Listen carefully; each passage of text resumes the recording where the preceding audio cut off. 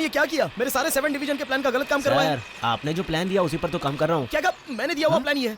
ये देखिए, ये लो, ये है देखो, मेरा प्लान। यही है आपने क्या एग्जीक्यूट करवाया? सर, आपने जो प्लान दिया था वो ये नहीं है। प्लान लेकर आ। बोल क्या रहे हैं यार? ये देखो आपका दिया हुआ प्लान।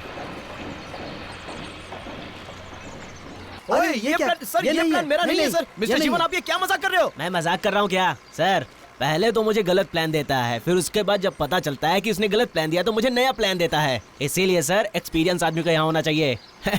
ऐसे बड़े बड़े प्रोजेक्ट ऐसे आदमी के हाथ में देंगे तो यही होगा ना। जीवन, ये इंजीनियर हैं, इज्जत से बात करो वरना एमडी को फोन करना पड़ेगा। मैं एमडी से नहीं डरने वाला, इसे कोई काम नहीं आता। मैं तो यही कहूंगा ना। जीवन, मैंने तुम्हारा क्या बिगाड़ा था? इतना सारा पैसा वेस्ट कर दिया, अब मैं क्या करूंगा? तू खुद वेस्ट करके अब इल्जाम मुझ पे डाल रहा है। पहले जा काम सीख, फिर बात करना।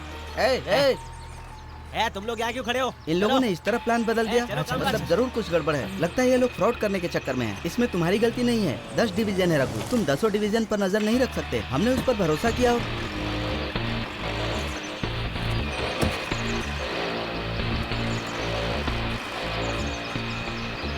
कैसे है मिस्टर रघु? मैंने सुना है कि आप गलत बिल्डिंग बना रहे हैं। अगर एक इंसान अपनी काबिलियत से ज्यादा कुछ करने की कोशिश करे तो उससे वो हो नहीं पाता है।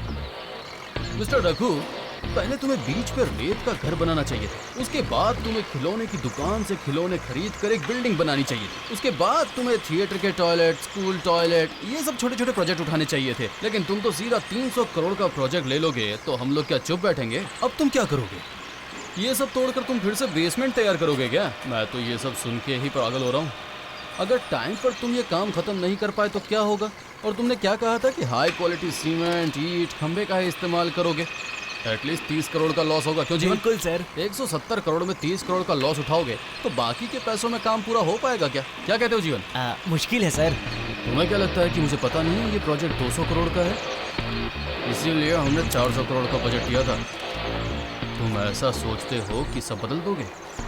हम ये बिजनेस पुश्तों से करते आ रहे हैं और तुम्हें क्या लगा कि तुम्हारे जैसा भिखारी इस खेल में आसानी से घुस जाएगा? तुम अपने लेवल का काम करो ना। इस प्रोजेक्ट को बना पाना तुम्हारे बस की बात नहीं, इसलिए माफी मांग लो और यहाँ से कहीं दूर चले जाओ, वरना क्या? अबे ऐसे घूर क्या रहा है?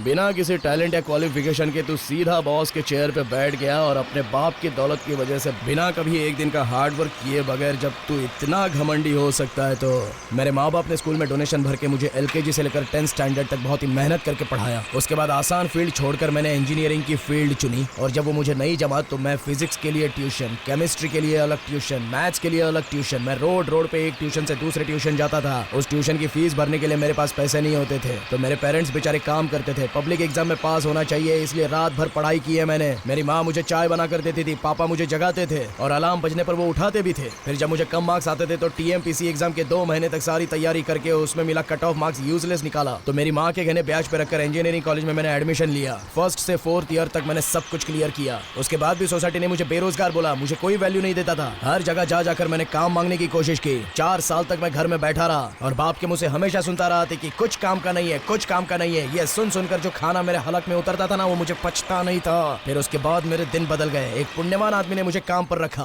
और आज तुझ जैसा आदमी मेरा काम मुझसे छीनना चाहता है। और इतनी सारी बातें सहन करने के बाद भी मैं तेरे सामने सीना तान के खड़ा हूं तो मुझ में कितना घमंड हो सकता है ये तो समझ सकता है। हे, मैं तुम्हारे इस बिल्डिंग बनने में इतना नुकसान करवाऊंगा और ये कॉन्ट्रैक्ट तुम्हारे हाथों से निकलवा दूंगा। फिर उन स्लम वालों के हाथों से तुम्हें पिटवाऊंगा और उसके बाद मैं पुलिस के हवाले कर दूंगा।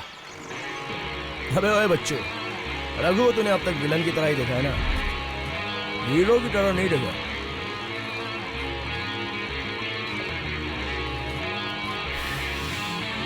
तो अब तू मेरा वो रूप देखेगा।